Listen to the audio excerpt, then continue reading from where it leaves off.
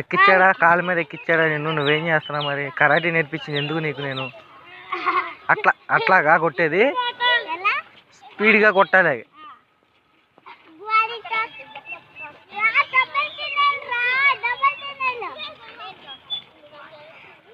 అడిగి మళ్ళీ ఎక్కిచ్చాడు సైకిల్. అది పారిపోతావేంటి? మళ్ళీ పారిపోతావేంటి? పారిపోకూడదు. అదిగో నీ సైకిల్ వేసుకెళ్ళిపోతున్నాడు మళ్ళా. మరి పట్టుకో రే. అదిగో నీ సైకిల్ పడేస్తున్నాడు కింద, పట్టుకో.